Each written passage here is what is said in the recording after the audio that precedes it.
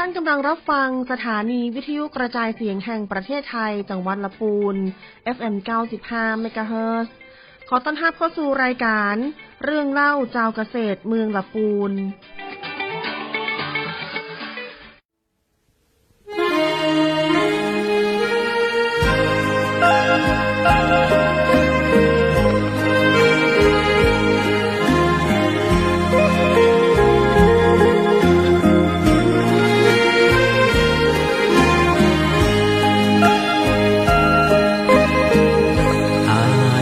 จะตายเพราะความคิดถึงน้องคิดหาแต่น้องคิดทอดแต่น้องคนละปูนความหักมันปักในสวงลึก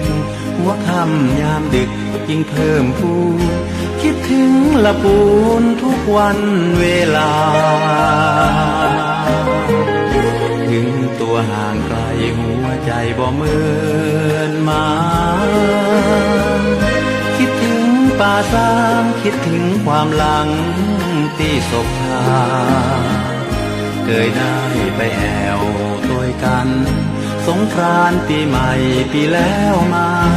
และยังสัญญาว่าบ่เปลี่ยนใจเวลานาทีที่อ้ายห่างน้องให้ทุกข์หม่นมองกลัวน้องเปลี่ยนไปหากสุดที่หักจริงจากใจอ้ายขอมาตายต่อหน้าตักน้ำอ้ายจึงบ่ลืมยังคิดถึงน้องหัวใจห้ามมองคิดถึงแต่น้องบ่จางกลัวน้องจะกลายนายแน่ระแวงใจเฝ้าแต่ครวญครางภาวะผวังคิดถึงละปูน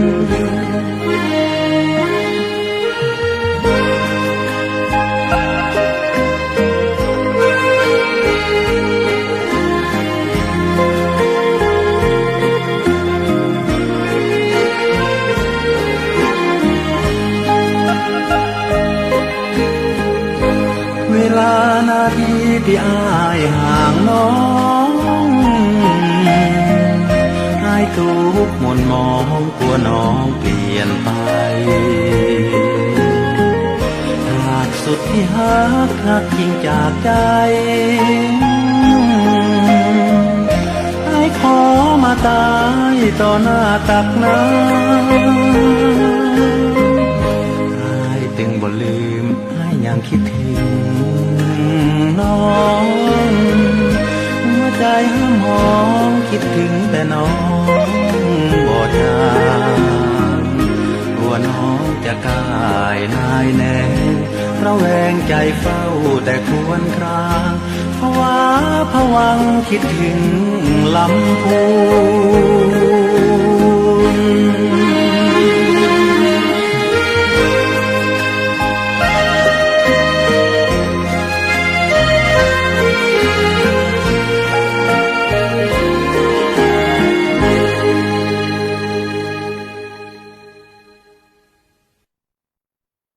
สวัสดีครับคุณผู้ชมคุณผู้ฟังรายการเรื่องเล่าเจ้าเกษตรเมืองลำพูนครับวันนี้ป้ากับผมนะครับดีเจบอยครับแล้วก็วันนี้มาเนี่ยนะครับดีเจบอยกับป้ามาแอลนะครับพี่น้องในสังกัดของกระทรวงเกษตรและสหกรณ์หลายท่านเคยได้ยินเพลงนะครับในน้ำมีปลาในนามีข้าวแต่วันนี้เรามาอู้เรื่องนาก่อนอู้เรื่องน้ำเราอู้เรื่องชลประทานหลายเตือนละแต่วันนี้เราจะมาอู้เรื่องเกี่ยวกับน้ำมันมีปลาวันนี้เราเป็นที่สำนักงานประมงจังหวัดลำพูนครับปะกับพี่น้องเราครับสวัสดีครับสวัสดีครับแนะนำตัวคือพ่อแม่พี่น้องคุณผู้ชมคุณผู้ฟังรายการเลยครับเชิญครับครับผมสวัสดีครับผมเกณฑ์นรินทร์จอมกาดครับผมเป็นเจ้าพนักงานประมงชำนาญงานสำนักงานประมงจังหวัดลำพูนครับครับชื่อเล่นชื่ออย่างครับที่เล่นชื่อไผ่ครับไอ้ไผ่เนาะไอ้ไผ่ครับสำนักงานประมงจังหวัดลำพูนเนี่ยสังกัดกรมอะไรอย่างครับแล้วก็ในพื้นที่จังหวัดลำพูนเนี่ยคำว่าที่ ใจว่าประมงเนี่ยมันมีกี่ตีในตีละปูนของเนี่ยครับ ครับผมก็สำนักงานประมงจังหวัดลำพูนเฮาเนี่ยก็สังกัดกรมประมงนะครับแล้วก็สังกัดกระทรวงเกษตรและสหกรณ์นะครับก็ในหน่วยงานของเฮาที่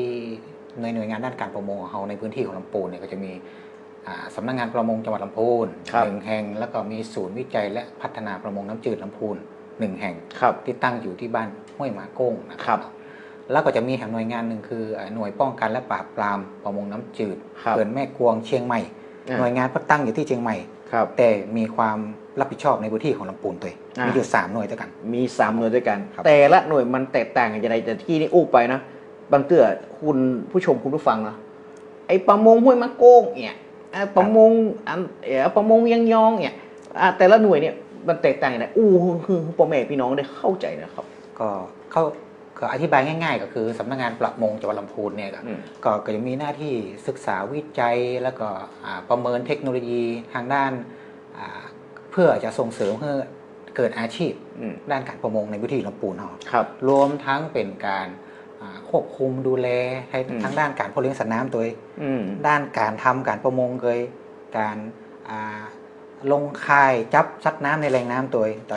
ทางสำนักงานประมงจังหวัดลำพูนเนี่ยจะเป็นคนดูแลนะครับแล้วก็ทางหน่วยงานของศูนย์วิจัยประมงที่บ้านห้วยหมาโก้งที่เขาว่าตะกี้ก็จะเป็นหน่วยงานที่ผลิตลูกพันธุ์ป่าผลิตพันธุ์สัตว์น้ำเพื่อปล่อยแหล่งน้ำในพื้นที่ของจังหวัดลำพูนทั้งหมดแล้วก็จะมีสนับสนุนให้เกษตรกรตัวนะครับก็พูดง่ายก็คือตังเฮาเนี่ยก็จะเป็นคนส่งเสริมเป็นคนควบคุมกำกับดูแลของสำนักงานประมงจังหวัดแล้วก็ตั้งศูนย์วิจัยประมงเนี่ยก็จะเป็นหน่วยผลิตเป็นหน่วยทางด้านวิจัยเหมือนกันผลิตแล้วก็วิจัยนะครับทางด้านพันธุ์ปลาแล้วก็แถมหน่วยหนึ่งก็คือหน่วยแม่กวงง่ายๆว่าหน่วยแม่กวงตั้งอยู่ที่เชียงใหม่ก็จะเป็นหน่วยป้องกันและปราบปรามการกระทำผิดกฎหมายประมงเช่นการทำการประมงแบบผิดกฎหมายโดยที่ทำให้สัตว์น้ำเนี่ยเสียหายเช่นการช็อตการใช้กระแสไฟฟ้าลงไปช็อตในแหล่งน้ำสาธารณะเนี่ยก็ทั้งหน่วยป้องกันและปราบปรามก็จะเป็นหน่วยงานที่ดูแลควบคุมกำกับดูแลครับผมก็มันง่ายดีหรอกครับกับผู้เอากาแฟไปจี้มันก็ดิ้นพับขึ้นมามาได้กะสร้างความเสียหายครับสัตว์น้ำทุกชนิดเลยทั้งปลาตัวใหญ่ตัวน้อยช็อตลงไปได้ปลาตัวใหญ่ขึ้นมาก็ได้ไปกินถูกต้องแต่ไอตัวน้อยๆเล็กๆน้อยๆรวมทั้งไข่รวมทั้งสเปิร์มที่จะผลิตลูกปลาสูญหายหมดตายหมดเขามาอู้เรื่องกันที่ว่าตายหมดเลยแรกเริ่มนี่เขาจะอู้เรื่องเกี่ยวกับเรื่องสิ่งที่เขาจะ warning ในภาษาฝรั่งนะแปลว่าการเตือนก่อนเตือนพ่อแม่พี่น้องทั่วไปเขาบอกอุ่นนื่นประชิมนะใช่ไอสิ่งที่ประมงควบคุมเรื่องกฎหมายเนี่ยที่เอาหันกันมาเนี่ยที่บ่อยากให้พ่อแม่พี่น้องคนละปูนเขาเนี่ยนะครับได้ไปทำจากอันที่เป็นการประมงแบบผิดกฎหมายที่มันซ้ำๆซักๆมาตลอดคืออย่างพ่อครับพี่ไผ่ครับในพื้นที่ของจังหวัดลำพูนเราเนี่ยตามที่ได้ออกควบคุมออกกำกับดูแลแล้วก็ประชาสัมพันธ์ตัวนี้เนี่ยแล้วไปเจอไปอย่างเนี้ยอันดับต้นเลยเนี่ยก็จะเป็นพวกรอบพับหรือที่เรียกกันในภาษาของชาวประมงว่าไอ้โง่ก็ลักษณะก็คือมันจะเป็นตะข่ายขวางกั้นลำน้ำเลยนะครับแล้วก็จะมีทางเข้าทางออกทั้ง2ด้านเลย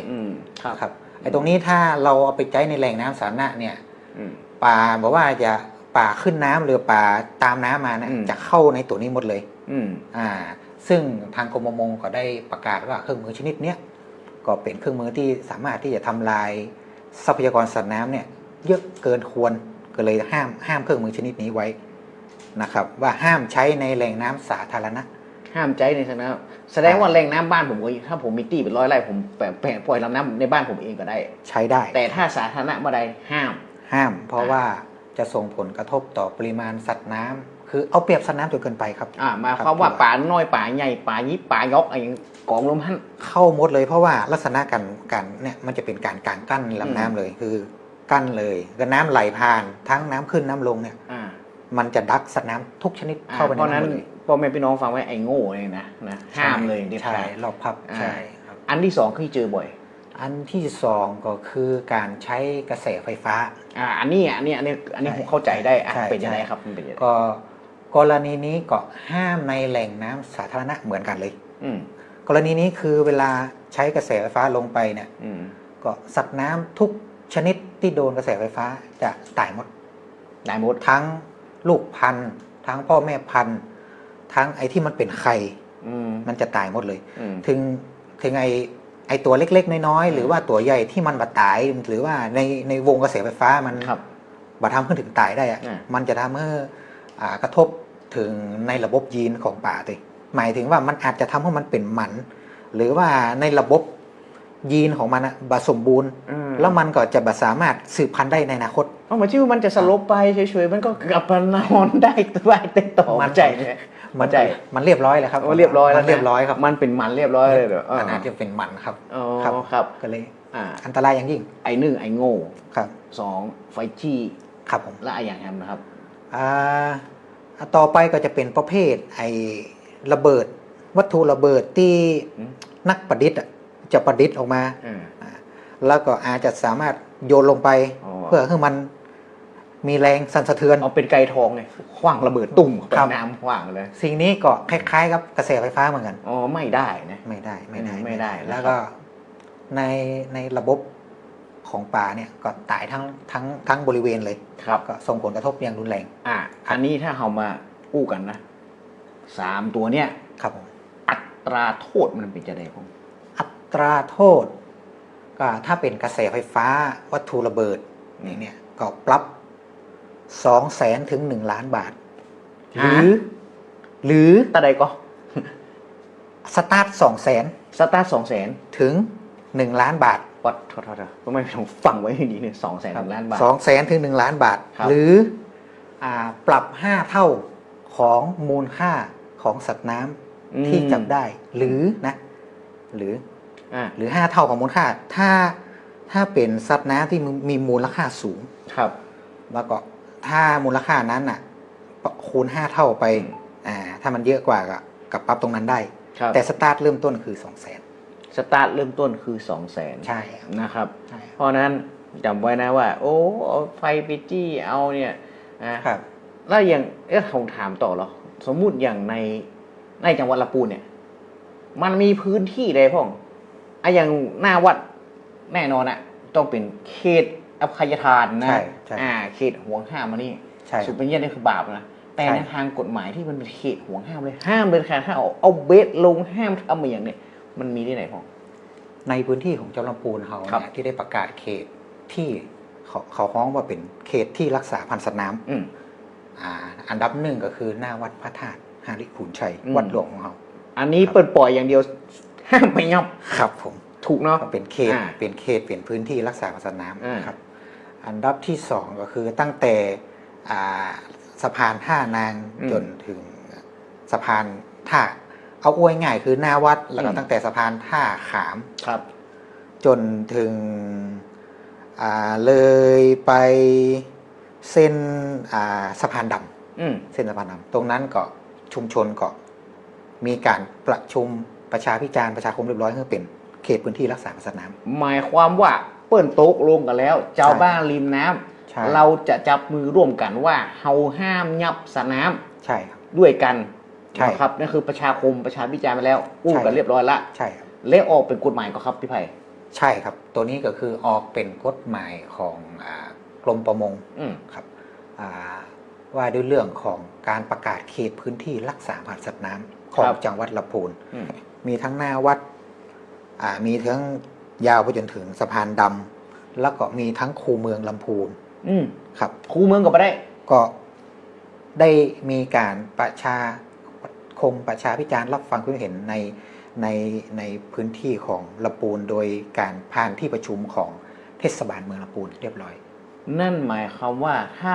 ใครเอาเบ็ดหลังใดไปจมจะต้องโดนใช่ไหมครับทางกฎหมายในทางกฎหมายแล้วก็ต้องมีความผิดแต่ทั้งนี้ทั้งนั้นเราจะเน้นประชาสัมพันธ์ก่อนเป็นลำดับแรกนะครับก็เราจะประชาสัมพันธ์ให้ทั่วถึงก่อนพี่ไผ่อุ้มมาเลยว่าตกลงโทษมันเป็นไงจำคุกก่อนอยากรู้ว่าจำคุกก่อน โทษเป็นโทษปรับ โทษปรับเนาะเสี่ยงสตางค์เนอะใคร มันจะมีโทษปรับ อืม มันจะมีโทษปรับอยู่ ครับ มันจะมีโทษปรับอยู่ในพื้นที่ที่รักษามาสน้ำเนี่ยครับแล้วก็ที่สำคัญมันจะมีบัตรที่มีแค่เท่าอี้มันจะมีเพิ่ม มี จาก ที่ไหนแหมห้อง มันจะมีแม่น้ำปิง หน้าวัดสุปะ ศพปะริมปิง ใช่ครับผมตรงนั้นทางชุมชนก็ได้อนุรักษ์ไว้ตรงนั้นตัว ห้ามเด็ดขาดนะครับตรงนี้วางเบ็ดนั่นเด็ดขาด นอกจากนั้นก็จะมีหน้าวัดป่าฮกตำบลลี ปู้หนึ่งกับลีมา ป่าฮกตำบลลี ป่าหก วัดป่าฮกตำบลลี วัดป่าหกตำบลลี ครับ โอเคครับ ก็มีประมาณนี้ ประมาณนี้เพราะฉะนั้นเนี่ยพึงระวังไว้นะครับ พึงระวังไว้แบบนี้นะครับมันมีโทษทางกฎหมายนะไม่ใช่ว่าโอเคอภัยทานอันนี้ก็เป็นอย่างตัวเจ้าเพิ่นมาเอาแล้วแบบปัจจัยนะครับมันมีโทษทางกฎหมายเลยนะครับนะไม่ใช่แค่บาปเป็นเดียวมันจะได้กฎหมายเข้ามานะครับนะเดี๋ยวนะครับฟังหมุนขึ้นไปไหนเดี๋ยวเขายั้งฟังเพลงกันสักครู่หนึ่งสักแป๊บหนึ่งเดี๋ยวเขาปิกมาอู้กันเรื่องเกี่ยวกับในน้ำมีปลาครับ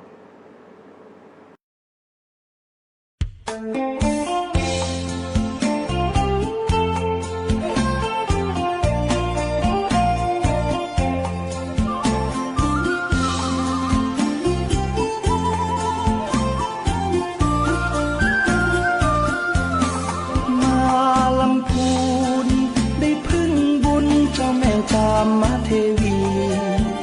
กราบองค์ทรงน้ำเจดีย์พึ่งบารมีท่านศรีวิชัยครูบา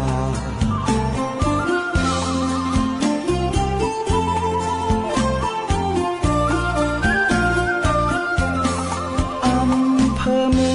องรุ่งเรืองการพัฒนาเกษตรกรรมอุตสาหกรรมนำพา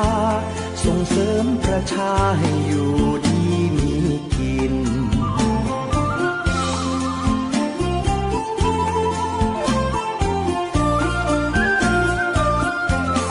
ชมป่าสา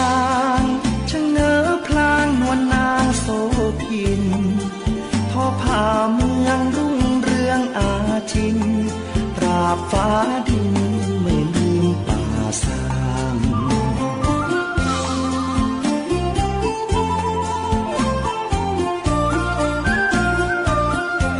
บ้านโฮงเจริญเพลิดเพลินแมกไม้ริมทางปลูกกระเทียมกะหล่ำปลีมีสตังค์น่ารักจังหน้ามนต์คนบ้านเฮา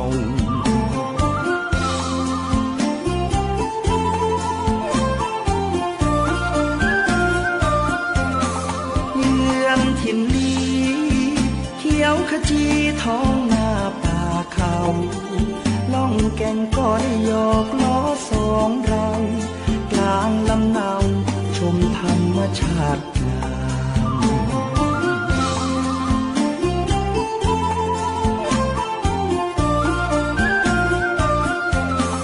ทุ่งหัวช้างชวนน้องนางไหว้พระธาตุดอยกวางคำเมืองคนดีมีศีลธรรมจิตใจงดงามพี่น้องลายดอย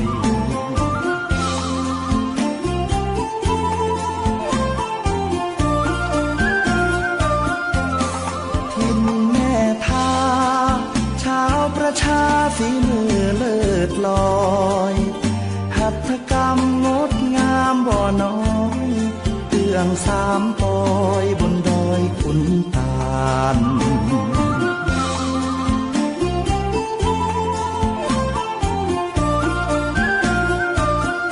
บ้านที่เมืองทองคนลือคนยองนวลน้องผ่องพันงามอนงลอยกระทงสงกรานต์สืบทอดลูกหลานมานานหลายปี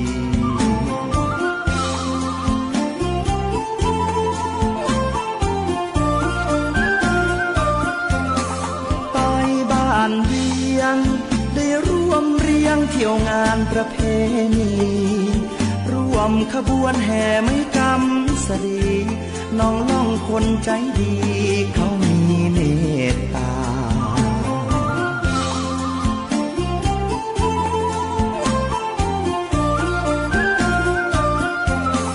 ภูมิแผ่นดิน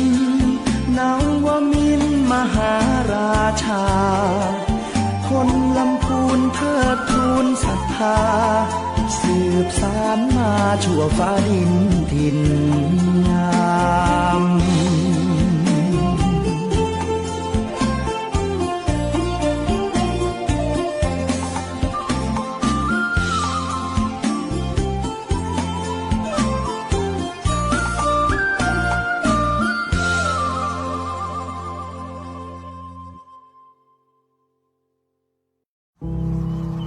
เกษตรกรผู้ยากจนคนค้าขายเป็นหนี้ไม่เกิน 2,500,000 บาทโดยนำที่ดินไปจำนองขายฝากหรือสัญญากู้เงินทั้งหนี้ในระบบที่มีคำพิพากษาและหนี้นอกระบบเราช่วยท่านได้ติดต่อขอยื่นกู้ที่สำนักงานเกษตรและสหกรณ์จังหวัดสำนักงานเกษตรอำเภอธกสทุกสาขาตามภูมิลำเนาโทร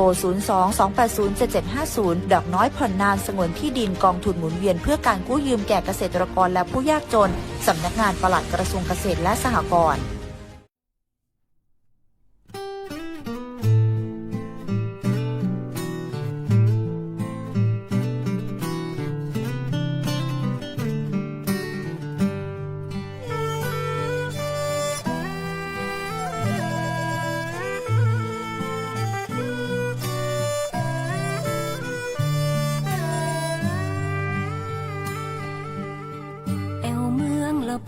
อิ่มบุญอุ่นฮัก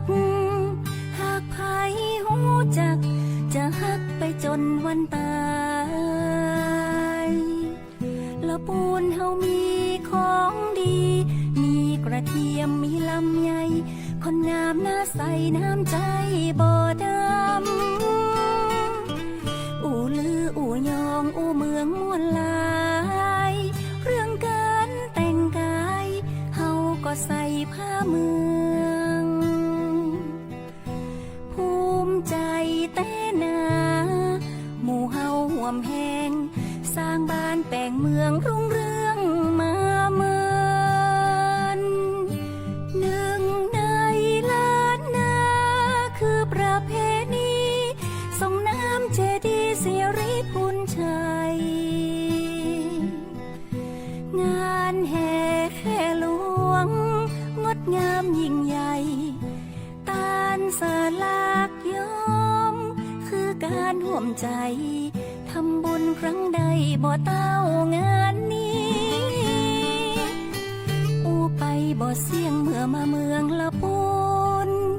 พี่น้องกู้คนมีน้ำใจไมตรีบ้านที่เมธาบ้านห้องป่าสางบ้านเวียงเมืองลีทุ่งหัวจ้างคนดีน้ำใจงดง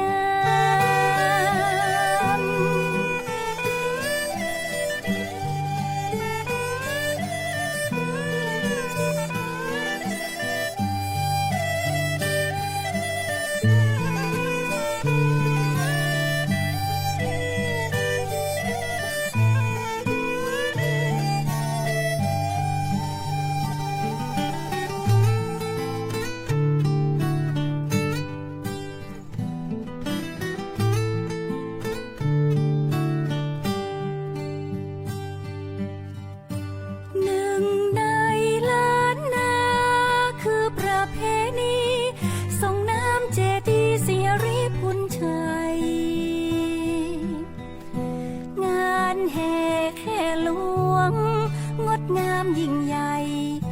ตานสลากย้อมคือการร่วมใจทำบุญครั้งใดบ่เต้างานนี้อูไปบ่เสี่ยงเมื่อมาเมืองละปูนพี่น้องกู้คนมีน้ำใจไมตรีบ้านที่เมธาบ้านห้องป่าสางบ้านเวียงเมืองลีทุ่งหัวจ้างคนดีน้ำใจงดงาม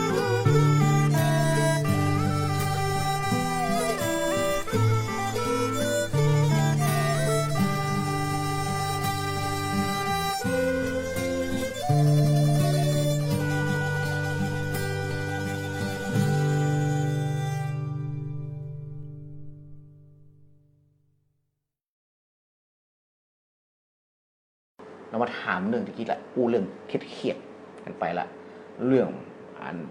โทษเกี่ยวกับไอ้สัตว์ไอ้พวกเกี่ยวกับการจับปลาในเขตห่วงห้ามเครื่องมือการจับปลาทีนี้มาอู้เรื่องในเรื่องของอาชีพของเรื่องเกี่ยวกับตัวปลาทุกวันนี้มาเนี่ยแวดมาตั้งหลังอำเภอเมืองลำพูนนี่เดี๋ยวเข้ามาหาเรื่องเกี่ยวกับอยากมาเลี้ยงปลามาขอปลาสักหน่อยนึงอธิบายเนี่ยแหละครับว่าวันนี้เนี่ยที่บอกว่าสำนักงานประมงจังหวัดลำพูนทำเรื่องเกี่ยวกับการส่งเสริมอาชีพส่งเสริมอย่างไรบ้างครับครับก็คือสำนักงานเราเนี่ยก็จะมีโครงการส่งเสริมอาชีพด้านประมงเนี่ยตั้งหลายโครงการส่วนใหญ่ก็จะมีทางด้านเน้นทางด้านกลุ่มอาชีพทางด้านประมงก็คือพี่น้องประชาชนในจังหวัดลำพูนเขาเนี่ยถ้ามีกลุ่มไหนที่รวมกลุ่มกันทำอาชีพทางด้านประมงเนี่ยก็สามารถที่จะมาเป็นยื่นจดทะเบียนเป็นองค์กรชุมชนประมงท้องถิ่นหมายถึงกลุ่มประมงเอาง่ายๆคือกลุ่มประมง7 คนขึ้นไปบอกว่าจะเป็นรวมกลุ่มเลี้ยงปลารวมกลุ่มทำปลาส้มรวมกลุ่มบริหารจัดการแหล่งน้ำเปิดตกปลาในแหล่งน้ำเนี่ยสามารถที่จะรวมกลุ่มกันมาจดทะเบียนทำไมต้องจดก็คือถ้าเราจดทะเบียนเป็นกลุ่มแล้วเนี่ยก็1มีกฎหมายรองรับ2หน่วยงานส่วนราชการสามารถที่จะความช่วยเหลืออุดหนุนได้ในรูปแบบของกลุ่มเกษตรกรด้านประมงครับซึ่งในจังหวัดลำพูนเรานี่ก็มีทั้งหมด20 กว่ากลุ่มทั้งด้านกลุ่มแปรรูปกลุ่มบริหารจัดการแหล่งน้ำกลุ่มทำปลาส้มการแปรรูปอย่างนี้ทางสำนักงานเราเนี่ยก็จะเสนอกลุ่มต่างๆเนี่ยเพื่อขอรับเงินอุดหนุนไปที่หน่วยงานกรมประมงครับทางกรมประมงก็จะพิจารณาว่ากลุ่มไหนมีศักยภาพและรวมกลุ่มทำจริงมีผลผลิตสร้างรายได้ให้ชุมชนก็จะพิจารณามอบหมายถึงสนับสนุนเงินให้แต่ละกลุ่มไปใช้ประโยชน์กลุ่มที่1ก็จะเป็นกลุ่มแปรรูปสัตว์น้ำเนี่ยกลุ่มแม่บ้านเกษตรกรริมกวงเพื่อนทำปลาส้มคือมีเอาปลาจีนเนี่ยคือส่วนใหญ่ถ้าเอามาประกอบอาหารสดๆเนี่ยมันจะมีก้างนักแล้วทางกลุ่มเนี่ยก็เอามานำมาแปรรูปทำเป็นปลาส้มทำเป็นผลิตภัณฑ์ต่างๆทางด้านปลาจอมเนี่ยก่อนปลาจอมมันจะมีน้ำพริกป่าปลาส้มมีไส้อั่วปลาแล้วก็มีเขาฮ้องหวานน้ำพริกมันมีน้ำพริกกากหมูแต่เนี่ยเป็นน้ำพริกกากปลามันก็จะมีชิ้นส่วนไม่ทานหมูทานปลาเพื่อสุขภาพครับและทางกลุ่มเนี่ยก็นำผลิตภัณฑ์ออกประชาสัมพันธ์ออกจะจำหน่ายในงานกาชาดลำพูของจังหวัดลำพูนตัวเอาอีดีกว่าประมาณนี้วันนี้ปิ๊กสมมติว่าดีเจบอยนะมาปิ๊กมาจากกรุงเทพผมมีงานนี้ละปิ๊กมาบ้านหันโอ้บ้านเฮาก็มีบ่อหลายบ่อเนี่ยมีเจ้าหมูหลายคนเนี่ยนะว่าเอาระยะแรกเริ่มเลยจะขอแบบตั้งกลุ่มแล้วกลุ่มประมงเนี่ยมาแบบรวมกลุ่มกันมาเลยประมาณ5-6 คนเนี่ยมาเพื่อจะทำแบบอาชีพประมงละเข้ามาขอแล้วครับปรึกษาหรือจะสตาร์ทเล็กเริ่มจะได้สำหรับอาชีพเนี่ยว่าเฮาบอกว่าแล้วพิษเศรษฐกิจมันแบบค่อยดีเฮาอยากกลับมาบ้านแล้วเฮาอยากจะมาลองเลี้ยงป่าขอหรอแล้วก็อยากจะแบบป่าที่มันท็อปฮิตที่สุดที่สำหรับเมืองลำพูนเฮาเนี่ยว่าจะเลี้ยงมันก็อยากได้มันก็ต้องขายได้พี่ไข่ปอยจะแนะนำอะไรอย่างของถ้าตรงนี้ถ้าเข้ามาที่สำนักงานหรือโทรมาก็ได้หรือทักเพจสำนักงานก็ได้แล้วเราจะมีเจ้าหน้าที่นักวิชาการประมงให้คำแนะนำหรือว่าเราจะไปแนะนำถึงที่เลยก็ได้ก็รวมกลุ่มมาเรียบร้อยแล้วใช่ครับใช่ละเราจะลงไปแนะนำถึงที่แล้วเราจะไปดูสภาพพื้นที่ว่าพื้นที่บ่อเพิ่นเป็นลักษณะไหนเพิ่นเป็นบ่อน้ำที่สามารถที่จะเติมน้ำได้ตลอดเอาบ่อซีเมนต์นี้ก่อนละถ้าบ่อซีเมนต์สัตว์น้ำที่เราสามารถที่จะเลี้ยงได้ดีก็จะมีกบปลาดุก2 ชนิดนี้2 ชนิดนี้จะสามารถเลี้ยงในบ่อซีเมนต์แล้วมันจะเห็นผลผลิตเอากบก่อนเลยเอากบก่อนสมมติเอากบมาเลี้ยงแล้วก กบเลี้ยงกบเลยเนี่ยมาถึงปุ๊บอาหารนี่จำเป็นต้องซื้อก่อนมาสอนเพิ่งทำเพิ่งได้ก่อน อาหารเกษตรกรสามารถที่จะเลือกใช้ได้2ชนิดเลย ถ้ามีความสนใจทางด้านอาหารที่ผลิตเองก็เอาพร้อมที่จะไปช่วยสนับสนุนให้ความรู้ได้เลย อันนี้หมายความว่าสมมุตินะพี่น้องดีเจบอยเบกกี้อู้มาจากกรุงเทพมีเจ้าหมูมาด้วยกันเนี่ย6-7 คนเนาะครับมีบ่อซีเมนต์ละจะเอาทำตึงกบตึงปลาดุกรวมกันเลยนะครับแต่ว่าทุนมีเรียบร้อยมีน้อยนึงแต่ต้องการความรู้ร่วมกลุ่มกัน สามารถเชิญวิทยากรจากสำนักงานประมงจังหวัดไปบรรยายให้ฟรีได้ก่อนครับยินดีเลยครับฟรีเลยนะครับยินดีฟรีบริการฟรีเลยครับไปถึงตีเลยนะครับสอนตั้งแต่ทำตั้งแต่เลี้ยงมันเป็นจะได้พ่อเป็นจะได้พ่ออันนี้พ่อแม่พี่น้องอย่าลืมนะครับฟรีนะครับสำหรับเรื่องเกี่ยวกับเชิญวิทยากรไปอบรมได้นะครับขอให้ท่านมีใจที่ฮักแล้วก็อันนี้เปิดจะสอนตั้งแต่ผลิตอาหารมาเลยเนาะมีบ่อมาถึงปุ๊บจัดการอบรมได้เลยได้ครับได้ครับมาถึงเรื่องที่ว่าก้าวมาสำคัญละเริ่มตกลงปลงใจละต้องมีการมาจดทะเบียนไม่ใช่ทะเบียนสมรสนะเป็นของทะเบียนเนี่ยครับพี่ไพก็เป็นทะเบียนเกษตรกรด้านการประมงทำไมมันต้องจดนะยุ่งยากคำละมาจดมาได้กันไม่ยากเลยไม่ยากเลยเพียงแค่ถือบัตรประชาชนมาใบเดียวนะครับแล้วก็มาแสดงความประสงค์ว่าเขาเลี้ยงป่าอยู่เขาอยากจะเป็นเกษตรกรด้านการประมงเขาก็มาขึ้นไว้ก็เจ้าหน้าที่เพิ่นก็จะขึ้นเจ้าหน้าที่ก็จะถามนึงว่าเขาเลี้ยงลักษณะบ่อเป็นบ่อซีเมนต์บ่อดินเป็นกระชังเป็นนะครับเนาะแล้วก็เขาก็จะมีฐานข้อมูลไว้ที่กรมประมงเขานี่มีไว้อย่างหมอเพื่อการส่งเสริมไงครับเพื่อการส่งเสริมเขาก็จะรู้ว่าในพื้นที่ของจังหวัดลำพูนเนี่ยมีคนเลี้ยงปลาในบ่อดินนะกี่บ่อเวลาเขามีโครงการสนับสนุนนะเขาสามารถดึงมาดูได้เลยพื้นที่นี้มีบ่อดินเราจะสนับสนุนการเลี้ยงปลานิลในบ่อดินเราสามารถประสานไปที่ผู้นำชุมชนได้เลยว่าเนี่ย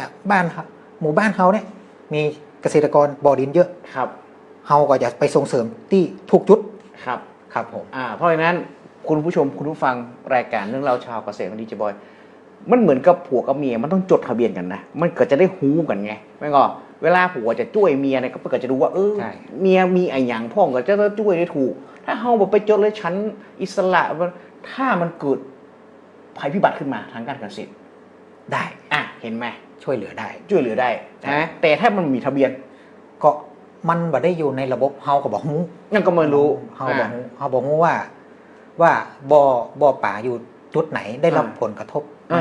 แต่ถ้ามาขึ้นทะเบียนแล้วเนี่ยก็ตามระเบียบคือการที่จะช่วยเหลือผู้ประสบภัยพิบัติกรณีฉุกเฉินข้อแรกก็คือต้องขึ้นทะเบียนกับหน่วยงานเห็นไหมต้องจดทะเบียนไว้ก่อนต้องขึ้นทะเบียนเนี่ยจดทะเบียนง่ายดีไปจดทะเบียนกันก่อนจดทะเบียนกันก่อนนะครับเพราะฉะนั้นฝากพ่อแม่พี่น้องนะครับจะเริ่มเดิมที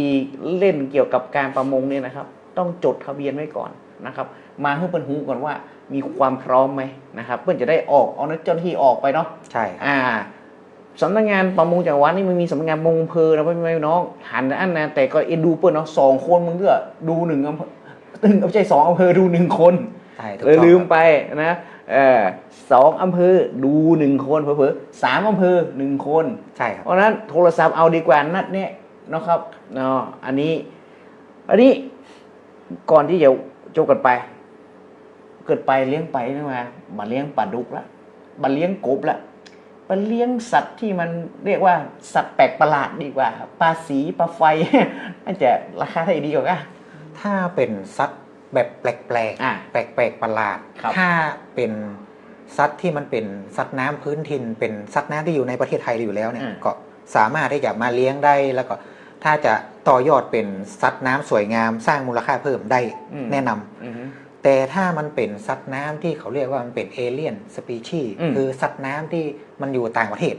นั่นแหละเช่นทำอะไรดีเช่นปลาหมอคางดำปลาหมอบัตเตอร์เนี่ยนะลูกต่างประเทศมาเนี่ยก็เวลามันเอามาเลี้ยงเวลาเอาเข้ามาเลี้ยงแล้วเวลามันหลุดรอดลงไปในแหล่งน้ำเนี่ยสัตว์น้ำประเภทนี้มันจะไปลุกลานมันอยู่ด้วยกันมาได้กะมันจะไปไล่คบหัวกันครับมันจะไปไล่กินไข่ปลานิลมันจะไปไล่กินลูก ปลาช่อนอย่างเงี้ยครับแล้วทีนี้มันก็จะไปสร้างอาณาจักรถ้ามันชนะแล้วนะถ้ามันชนะแล้วมันก็จะไปสร้างอาณาจักรครอบคลุมอยู่สมมติว่าในน้ำกวงมันจะมีป่าตะเพียนป่าลักกล้วยป่าพื้นดินเขาเนี่ยถ้าพวกนี้ไปแล้วมันจะไปไล่กินพวกนี้แล้วมันจะไปสร้างอาณาจักรอยู่ส่งผลกระทบต่อสิ่งแวดล้อมในระบบนิเวศแหล่งน้ำของน้ำกวงน่ากลัวเอเลี่ยนสปีชีส์มีอย่างพ้องก็มันจะมีปลาหมอคางดำปลาหมอบัตเตอร์ตำพวกปลาปิรันย่าปลาไหลไฟฟ้าปลาดุกไฟฟ้าประเภทนี้ห้ามเด็ดขาดห้ามเด็ดขาดทางกรมประมงเขามีกฎหมายห้ามเลี้ยงห้ามครอบครองห้ามค้าขายห้ามเพาะพันธุ์ห้ามปล่อยในแหล่งน้ำแล้วไอ้ที่มันมาขายกันห้ามเลยมันก็ที่มันมาขายงานเนี่ยต่างๆเงี้ยไอ้ปลาหายากอันนี้ไม่ได้เลยในที่มาขายกันนั่นคือเป็นสัตว์น้ำสวยงามในบ้านเฮาก็สามารถเลี้ยงได้เป็นป่าสวยงามสร้างมูลค่าสร้างเศรษฐกิจในบ้านเฮาได้แต่ไอ้ที่ผมอู้มาเนี่ยป่าปิรันย่าป่าดุกไฟฟ้าป่าหมอคางดำมาอย่างเนี้ยก็กรมประมงห้ามเพาะพันธุ์ห้ามเลี้ยงห้ามครอบครองแล้วก็ห้ามปล่อยในแหล่งน้ำตัวเจอแล้วจับมีโทษมีโทษจำด้วยทั้งจำทั้งปรับด้วยโอ้จำคุกนะครับมีโทษจำครับ1 ปีจำ1 ปีหรือ1 ล้านบาท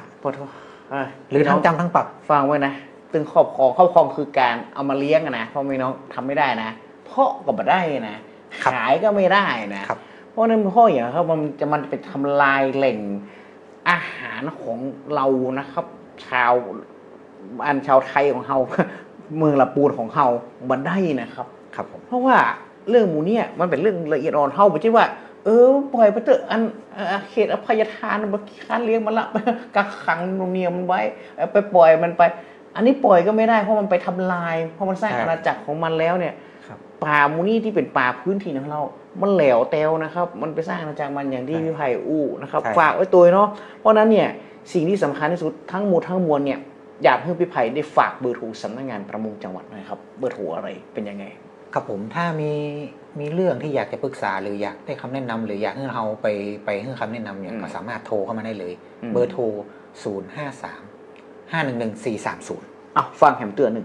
053-511-430ถ้ามาติดต่อด้วยตัวเองสำนักงานที่ตั้งบอกง่ายๆเลยก็อยู่หลังสำนักงานอัยการจังหวัดลำพูนเขาเนี่ยหรือข้างที่ว่าการอำเภอเมืองลำพูนก็สามารถเข้ามาได้เลยง่ายๆนะครับเนาะคุณผู้ชมคุณผู้ฟังเนาะมีข้อสักถามมาอย่างนะสามารถจะเริ่มเลี้ยงปลาหรือว่าเข้าใจเรื่องกฎหมายของประมงเนี่ยนะฮะหรือว่าสิ่งที่ทำหรือลูกหลานหันเราเลี้ยงเอเลี่ยนสปีชีส์เนี่ยรู้สึกว่ามันจะใจเอเลี่ยนหรือเปล่าเนาะมันไม่แน่ใจมันแน่ใจคือมาถามตามมูลดีกว่าเพราะถ้าเกิดปล่อยไปเนี่ยมันยุ่งนะครับมันยุ่งทั้งระบบแม่น้ำนะครับเอาละครับวันนี้ต้องขอบคุณพี่ไผ่นะครับพี่ไผ่มีอยากจะอู้กับคุณผู้ฟังสักหน่อยก็ครับก็วันนี้ก็เป็นโอกาสดีถ้า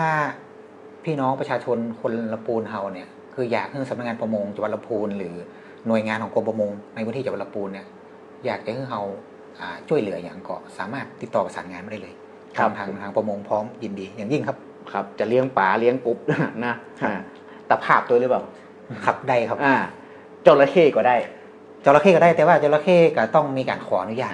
นะครับต้องขออนุญาตกันนะครับเรามาว่ากันไปเรื่องเกี่ยวกับสัตว์น้ำครับวันนี้รายการเรื่องเล่าชาวเกษตรเมืองลำพูนดีเจบอยกับพี่ไผ่ต้องขออนุญาตลาคุณผู้ชมคุณผู้ฟังก่อนปะกันใหม่ในเทคหน้าครับสวัสดีครับสาระน่ารู้ดีๆกับศูนย์ขยายพันธุ์พืชวันนี้ศูนย์ขยายพันธุ์พืชที่ 8 จังหวัดลำพูนมีสาระน่ารู้ดีๆมาฝากคุณผู้ฟังอีกเช่นเคยค่ะเราจะทำการเพาะกล้าพืชผักให้มีคุณภาพนั้นต้องทำอย่างไรกันบ้างไปติดตามกันได้เลยค่ะก่อนอื่นเราต้องทำการทดสอบความนอกของเมล็ดพันธุ์กันก่อนค่ะทำได้ดังนี้ 1. การแช่เมล็ดผักในน้ำโดยนำภาชนะใส่น้ำแล้วสุ่มหยิบเมล็ดพันธุ์จากในน้ำนั้นซึ่งเมล็ดที่เสียจะลอยน้ำขึ้นมาส่วนเมล็ดดีจะจมน้ำถ้ามีเมล็ดลอยน้ำมากหมายความว่ามีเมล็ดเสียมาก 2. หาเปอร์เซ็นต์ความงอกของเมล็ดพันธุ์ โดยสุ่มเมล็ดพันธุ์มาทดสอบจำนวน100เมล็ดถ้างอกเกิน90เมล็ดขึ้นไปนำไปปลูกได้ถ้างอก70-80เมล็ดถือว่าอยู่ในเกณฑ์พอใช้ควรนำไปเพิ่มประสิทธิภาพการงอกและถ้างอกน้อยกว่า60เมล็ดไม่ควรนำไปปลูกหลังจากนั้นเราจึงทำการเพาะกล้าทำได้ดังนี้ 1. การบ่มเมล็ดพันธุ์ซึ่งให้เตรียมเมล็ดพันธุ์โดยการแช่น้ำอุ่นอุณหภูมิ 50-55 องศาเซลเซียสประมาณ1ชั่วโมงแล้วเตรียมผ้าขนหนูจำนวน2ผืนที่ซักทำความสะอาดและแช่ในน้ำร้อนเพื่อฆ่าเชื้อโรคที่ติดมากับผ้าเรียบร้อยแล้วจากนั้นนำเมล็ดหว่านให้ทั่วผ้าแล้วนำผ้าอีกผืนมาทับแล้วพับผ้าใส่กล่องพลาสติกปิดฝาเก็บไว้ในที่ร่มรำไรหรือนำไปบ่มในตู้ไฟ 2. การเตรียมวัสดุเพาะกล้าให้ใช้ขุยมะพร้าว2ส่วนกลับดำ2ส่วนปุ๋ยอินทรีย์1ส่วนทรายหยาบ 0.5 ส่วนหรือจะใช้มีเดีย1ส่วนและขุยมะพร้าว2ส่วนก็ได้ทั้งนี้ขึ้นอยู่กับชนิดพืชผักและขั้นตอนต่อไปคือการนำเมล็ดไปเพาะโดยจะใช้แบบหว่านเมล็ดลงบนแปลงปลูกแบบหว่านเมล็ดในกระบะหรือตะกร้าแล้วย้ายปลูกในถาดเพาะหรือแบบหยอดเมล็ดลงบนถาดเพาะก็ได้แล้วแต่ชนิดและขนาดของเมล็ดผักนั้นๆทั้งนี้โรงเรือนสำหรับเพาะกล้าควรโปร่งแสงมีแสงแดดผ่านได้ทั่วถึงมีความสะอาดเป็นระเบียบมีระบบน้ำที่ดีและมีรั้วรอบขอบชิดด้วยค่ะหากคุณผู้ฟังท่านใดสนใจรายละเอียดเพิ่มเติมสามารถติดต่อสอบถามและขอเข้าเรียนรู้เพื่อศึกษาดูงานได้ที่ศูนย์ขยายพันธุ์พืชที่8จังหวัดลำพูนในวันและเวลาราชการค่ะพบกันใหม่ในโอกาสหน้าสำหรับวันนี้สวัสดีค่ะ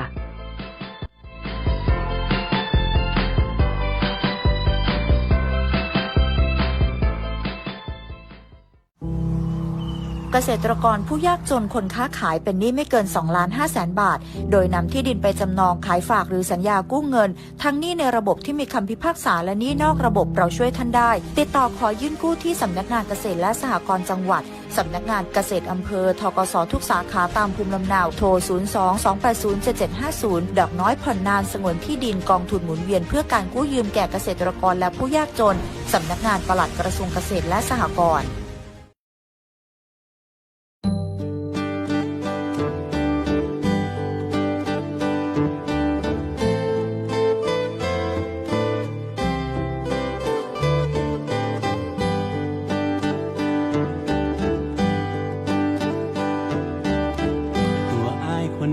เป็นบ่าวละปูเมืองเก่าเมืองบุญเมืองอาริบุญใจเมืองน้ำใจเมืองลำไยสายน้ำพวงโอบไหลไปจูสายน้ำพิงหูยองบ่จางแต่หูแกว่นยังบ่มีแฟนมาควงแขนแอบยิงจะได้คลายไปลงหักน้องยิงสาวลุ่มน้ำแม่ปิงแม่ยิงสาวเวียงเจียงใหม่หักใจคลายคนนี้ที่มีหักแต่บ่เคยพันแปรไปหักสาวคนใดหักแต่น้องพอจองเป็นเจ้าของใจบ่าวเมืองลำไยให้เพียงผู้คนดีมาใจผู้แซวแอวม่วนมาได้บ่เคยใจง่ายคิดให้นายนี้ลูกเจ้าแม่จางมาเตวีคนนี้ขอถามน้องนางสักทีอ้ายปอจะมีสิทธิ์ไหม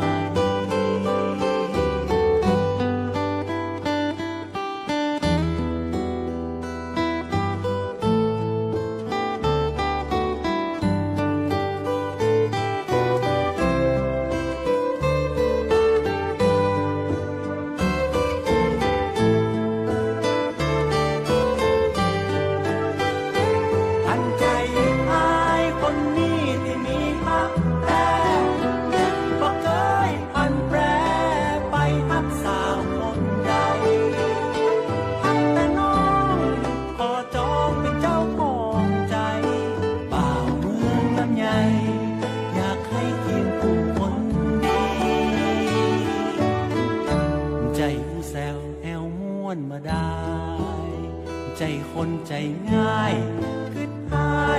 นายนี้ลูกเจ้าแม่จามมาเตวีคนนี้พอถามน้องนางสักทีอ้ายพอจะมีสิทธิ์ไหมลูกเจ้าแม่จามมาเตวีคนนี้พอถามน้องนางสักทีอ้ายพอจะมีสิทธิ์พ่องก็หา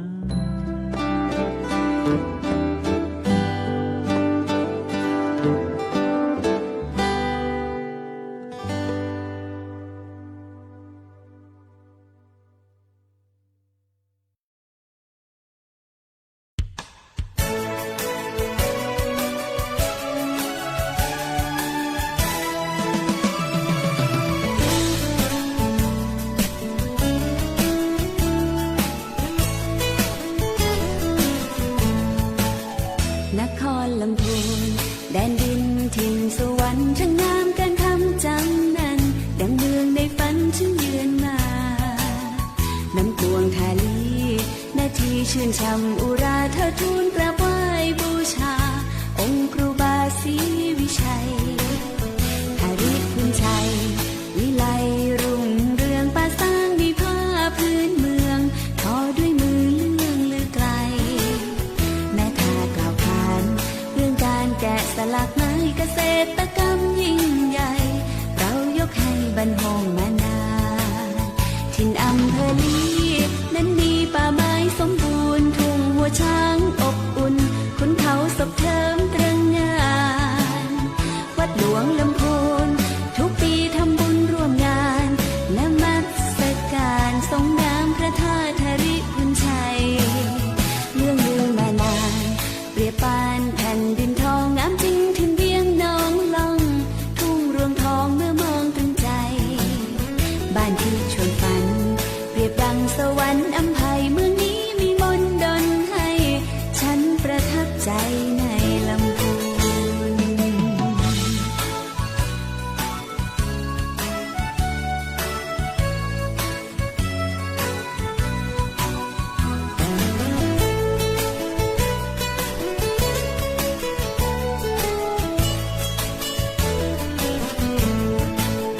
ถิ่นอำเภอลีนั้นมีป่าไม้สมบูรณ์ทุ่งหัวช้างอบอุ่นขุนเขาสบเทิมตรึงงานวัดหลวงลำพูนทุกปีทำบุญร่วมงานนมัสการทรงน้ำพระธาตุธริพุนชัยเรื่องลือมานานเปรียบปานแผ่นดินทองงามจริงถึงเวียงน้องล่องทุ่งรวงทองเมื่อมองถึงใจบ้านที่ชวนฝันเปรียบดังสวรรค์อำไพเมืองนี้มีมนต์ดลให้ฉันประทับใจในลำพูน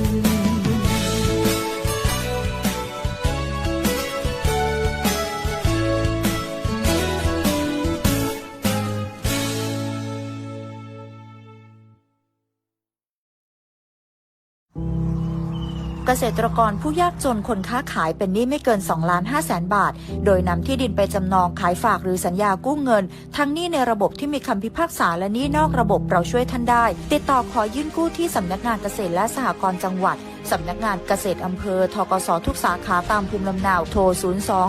02-280-7750 ดอกน้อยผ่อนนานสงวนที่ดินกองทุนหมุนเวียนเพื่อการกู้ยืมแก่เกษตรกรและผู้ยากจน สำนักงานปลัดกระทรวงเกษตรและสหกรณ์